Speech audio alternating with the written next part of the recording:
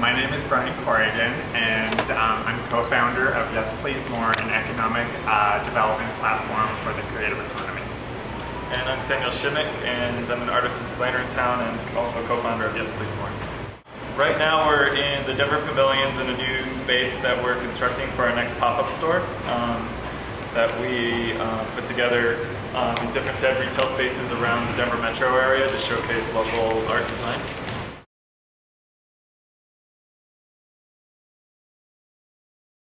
This one is sponsored by the Art Institute of Colorado.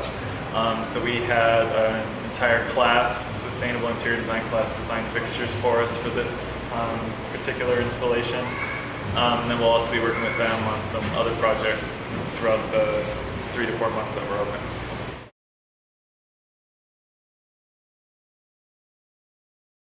We try and pick people that are producing very contemporary things as far as the design trends and art trends that are happening in Colorado.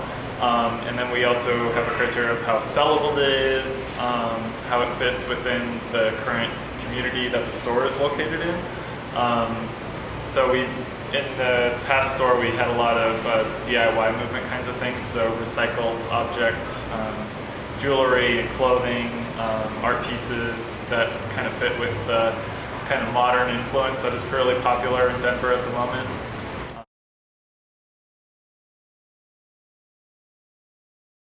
You know, the location being right downtown, we get a lot of out-of-towners from the convention center. So of course this is one of the big trafficked areas in town. So, we kind of feel like we're exporting that Colorado culture. And it's a great alternative to the made in China Colorado shot glass that you can get at the other souvenir shops in town. So. And I think there's a real high energy here as well that's towards this goal of making Denver and Colorado on the map as far as art and design go. We've been growing for several years, but I think we all see such a high potential at this point with the way the country's going that Denver can really shine and Colorado can as well. So with everyone wanting to kind of have a piece of that pie and to push forward together when they come together on projects, we all kind of have this great vision together and everything has been turning out really well. In the store specifically, we've been able to get scores of volunteers to help with construction. Designers will come in and help merchandise their own goods and build things out so it works with the motifs that we're working with. And then we'll even just get customers that really like what's going on to come in and help us paint and put some things together. The state and the city of Denver and the whole state of Colorado are trying really hard to motivate the creative economy and help make it a part of our culture. It was just released in the last year that the creative industry in Colorado is in the top 5 for economic producers for the state.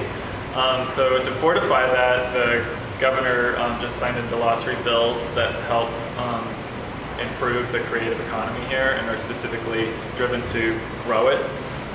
So with that kind of energy behind it, along with the community, there's just a lot of opportunity here to really push forward.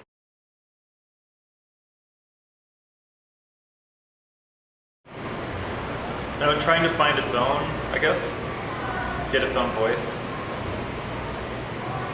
And it's fresh and it's young, and there's a lot of like we said earlier, there's a lot of energy. People want it, and people are willing to experiment here and to go ahead and fail and to learn from the failure and move on. So I think that that's a very exciting thing, and just because of the conditions that exist here in Denver, you can go ahead and try these crazy things because it's not as expensive as like New York or San Francisco or LA. So you can go ahead and you can kind of just put yourself out there and not worry about if you have to pay your if you can pay your rent or what for the month. And so you can go ahead and kind of take on these ventures that you kind of just dream about. So